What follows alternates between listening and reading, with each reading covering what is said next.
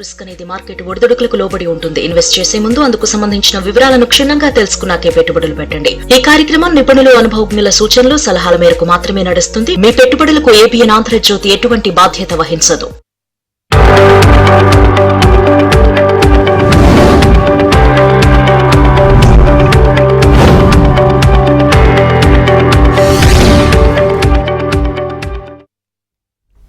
నమస్తే, welcome to ABN business. దేశీయ stock మార్కెట్లు ఫ్లాట్ గా ప్రారంభమయ్యాయి. సెన్సెక్స్, నిఫ్టీ లాభ నష్టాల్లో ఊగిసలాడుతున్నాయి. రిలయన్స్, హెచ్యుఎల్ ట్రెండ్ షేర్లు లాభాల్లో కొనసాగుతున్నాయి. హిండాల్కో, ఇన్ఫోసిస్, శ్రీరామ్ ఫైనాన్స్, టెక్ మహీంద్రా షేర్లు నష్టాల్లో ట్రేడ్ అవుతున్నాయి. మార్కెట్స్ పై విశ్లేషణ అందించేందుకు బిజినెస్ అనలిస్ట్ రత్నాకర్ గారు ఉన్నారు, మాట్లాడదాం. Hello sir, good morning. Good morning అమ్మా. సార్, ఈరోజు మార్కెట్స్ మీద మీ అనాలిసిస్ ఏంటి సార్?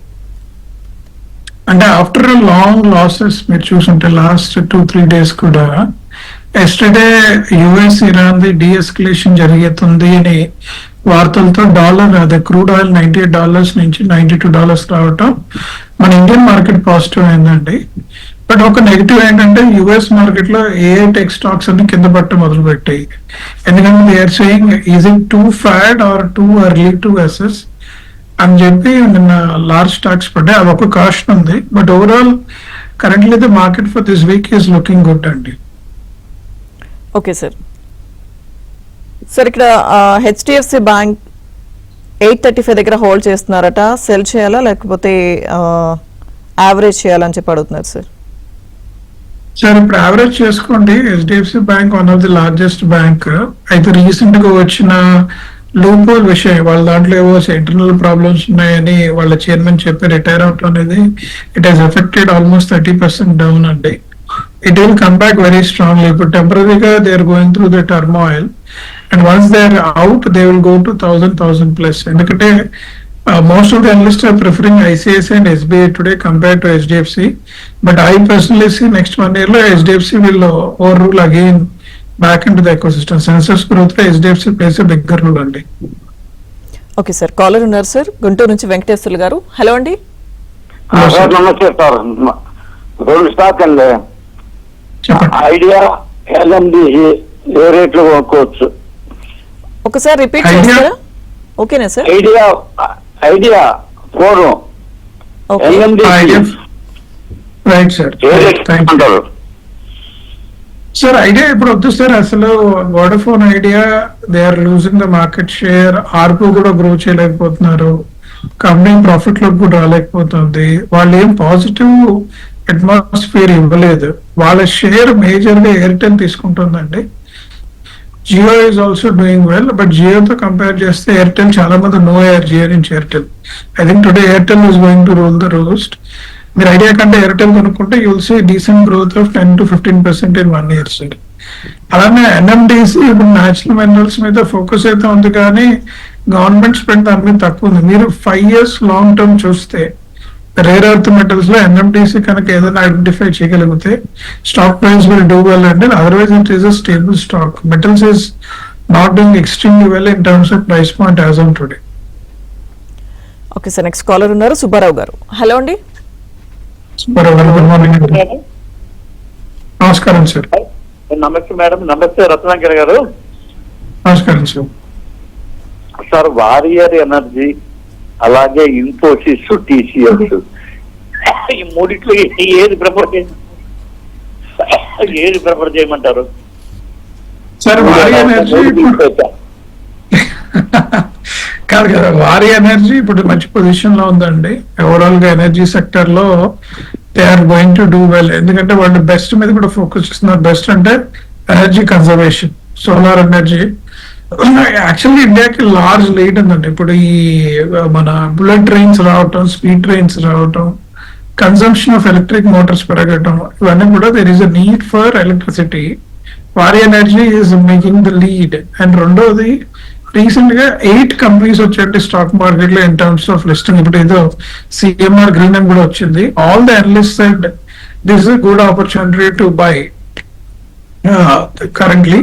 సో మీరు ఇన్ఫోసిస్ టీసీఎస్ ఇష్యూ ఏంటంటే ఏ ఇంపాక్ట్ ఎలా ఉంటుంది, హౌ థింగ్స్ విల్ చేంజ్ అనేది ఒక చిన్న క్వశ్చన్ ఉంది. But market after going to a turbulence time, now they are coming back to situation. GPU cost to AI cost is much more expensive than human.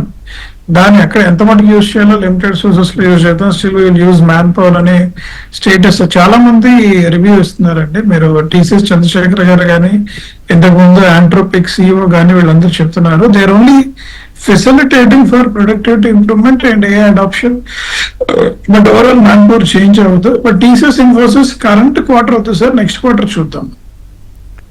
Okay sir, next caller ఉన్నారు హైదరాబాద్ నుంచి జ్యోతి గారు. Hello అండి. Hello అండి, నమస్తే.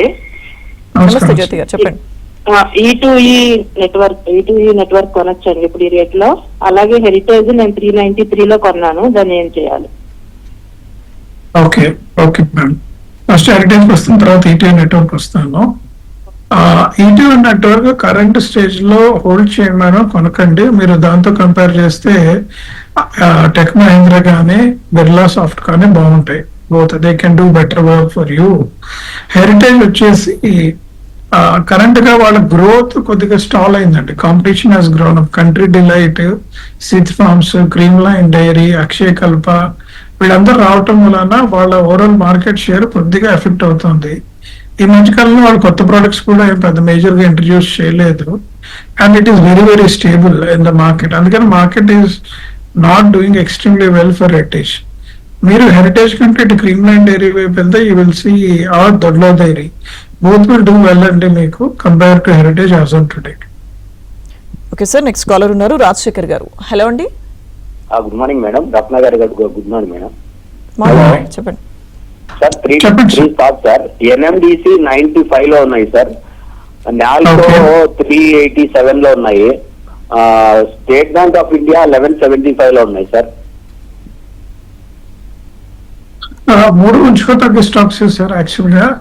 But current గా నాలుగో current గా hold మీరు అమ్మొచ్చు, ఒకవేళ ప్రాఫిట్ లో ఉంటే హోల్డ్ చేయని ప్రాఫిట్ వచ్చేదాకా.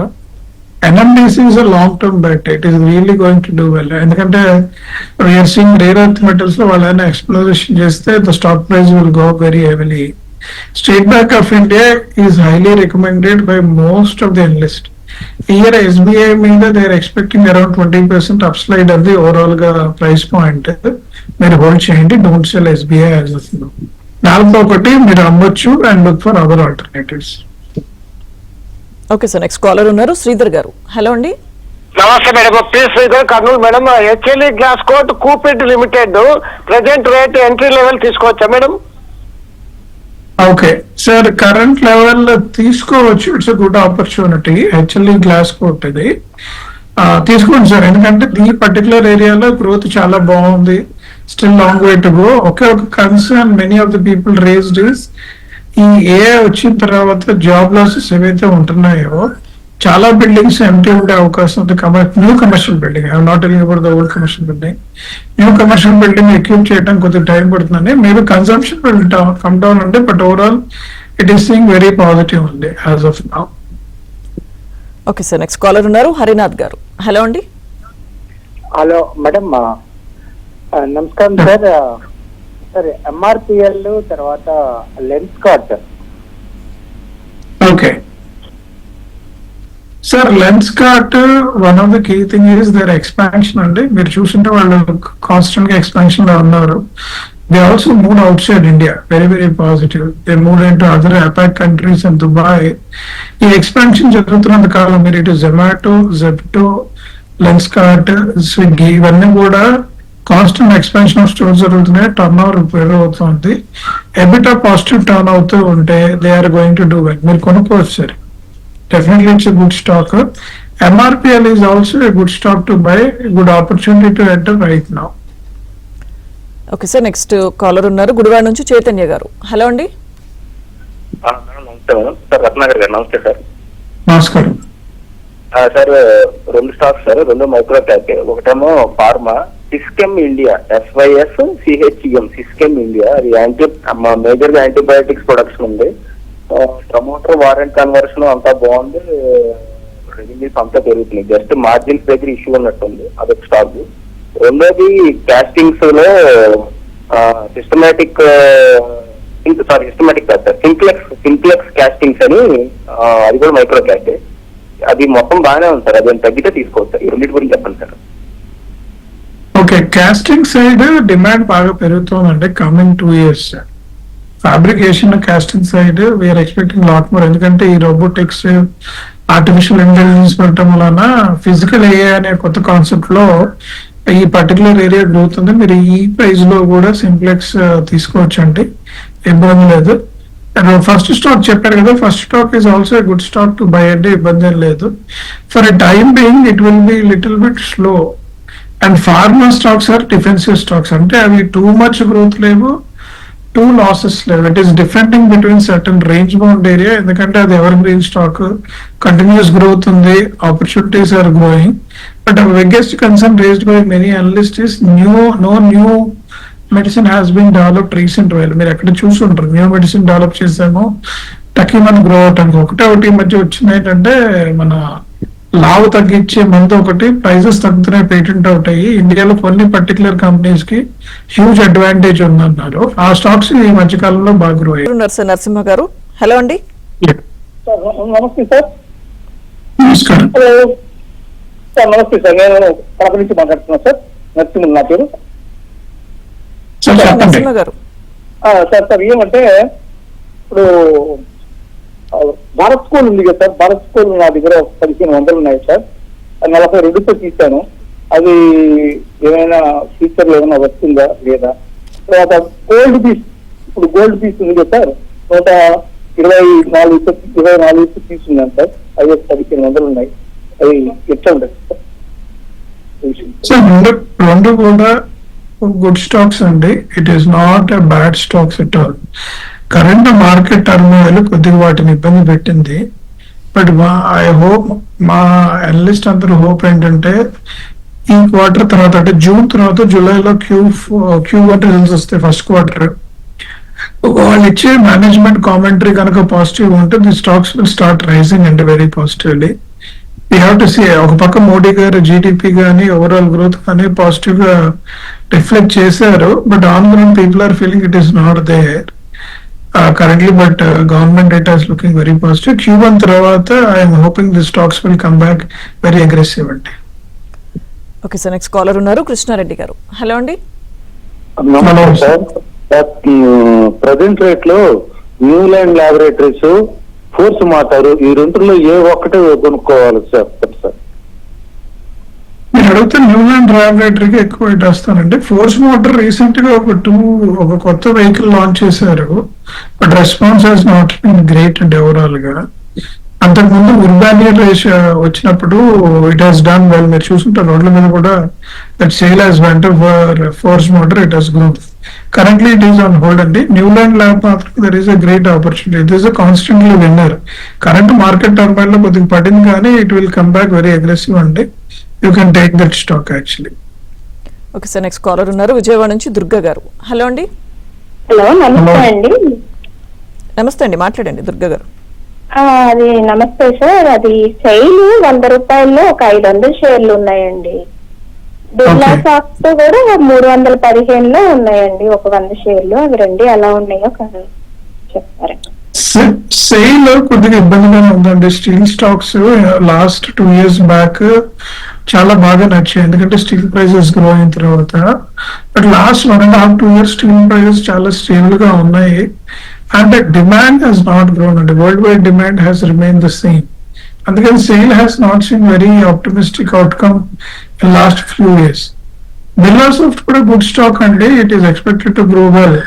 కరెంట్ ఈ ఏ ట్రాన్సాక్షన్ లో ఆల్ టెక్ స్టాక్స్ అంటే Infosys, TCS, HCl, Birla soft అన్ని పడ్డాయి. మీరు నన్ను అడిగితే కరెంట్ బిర్లా స్టాక్ ని యావరేజ్ అవుట్ చేసుకుంటే చాలా బాగుంటుంది. ఎందుకంటే కమింగ్ డేస్ లో it is expected to do well అంటే కంపేర్ టు సేల్. ఎందుకంటే మాకు స్టీల్ డిమాండ్ గురించి ఫర్దర్ గా అనలిస్ట్లకి ఏం పెద్ద న్యూస్ రాలేదు మార్కెట్ నుంచి. ఇట్ ఈస్ స్టేబుల్ టైప్ లోనే ఉంది. That's why we're not recommending right now. Okay sir, అయితే నెక్స్ట్ కరెంట్ ప్రైస్ లో గ్రో బై చేయొచ్చా అని అడుగుతున్నారు సార్. డెఫినెట్లీ ఒకటే ఒక విషయం అండి. కరెంట్ స్టాక్ మార్కెట్ డౌన్ ఉండటం వలన growth, number of customers growth has been stalled అండి. Overall investment in stock market is down. Existing SIPs ఏవైతే ఉన్నాయో కంటిన్యూ అవుతున్నాయి. But we are very optimistic. Next 2 years again grow will continue to grow well. Bottom line is expected to do well actual గా. Please take this stock. Okay sir, next caller ఉన్నారు Krishna garu. Hello అండి. Hello madam, good morning. Morning అండి, చెప్పండి. Good morning. Good morning sir. Good morning. ఇది BDL 1350 లో తీసుకున్నా అండి. ఇంకొకటి కోచింగ్ సిప్పాడు 1650 లో తీసుకున్నా. అవి లాంగ్ టైం ఉంచుకోవచ్చా, సేల్ చేయాలి? BDL ఉంచుకోవచ్చు సార్, ఎందుకంటే one of the big thing for BDL is defence stock. అంటే డిఫెన్స్ రిలేటెడ్ ఐటమ్స్ అన్ని కూడా వీళ్ళే కొంటున్నారు. కొద్దిగా బేరిష్ ట్రెండ్ లో ఉంది కరెంట్ గా stock. 3 years government allocation for defence has been low. We are expecting next 2-3 years BDL, HAL, BHEL, all 3 stocks are expected to do well. Cochin Shipyard sir last year అంటే ఈ year budget అనుకున్న last year budgets లో ship ఇండస్ట్రీకి సంబంధించిన very positive news వచ్చింది. దాని తర్వాత it has grown, but later it has been stabilised అండి. ఓషన్ సైడ్ ఓవరాల్ ఈ వార్ ఎఫెక్ట్స్ ఇవన్నీ కూడా ఏం చేశాయంటే పోర్ట్ దగ్గర వస్తున్న రెవెన్యూస్, షిప్పింగ్ మీద వస్తున్న రెవెన్యూస్ బీటన్ డౌన్ అండి. కొద్దిగా మీరు చూసుంటే అనలిస్ట్ కూడా రాశారు.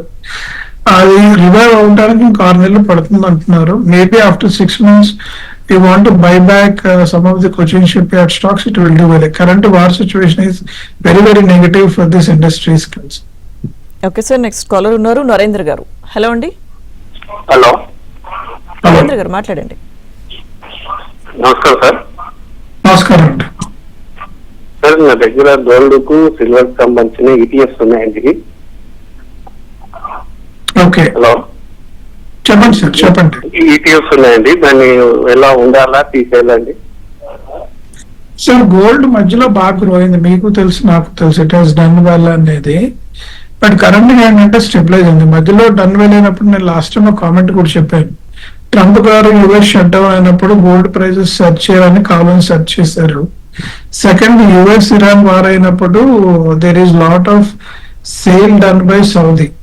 ఈ రెండు ఎఫెక్ట్ అయ్యి ఓవరాల్ గోల్డ్ ప్రైజెస్ గ్రో అయిన తర్వాత ఇట్ గాట్ స్టెబిలైజ్డ్ అండి. Demand has come down, stability has been came into being. Current గా next 1 year as per many analyst gold silver will be in a stable situation. Definitely it is not going to grow as exponentially. After 1 year it is expected to again jump fast, and it is a cycle which is going through. You continue your ETF investments if you are looking at long term అంటే లేదా current గా hold చేసి fixed bonds where it is giving 10% return. Fixed bonds ఉన్న assets వైపు కనుక మీరు మళ్ళిస్తే you will see some return. Once gold is reviving you can come back to the SIP. Okay, thank you so much sir Ratnakar garu, markets మీద మీ analysis అందించినందుకు thank you. ఇది వాళ్ళ ABN బిజినెస్. Keep watching.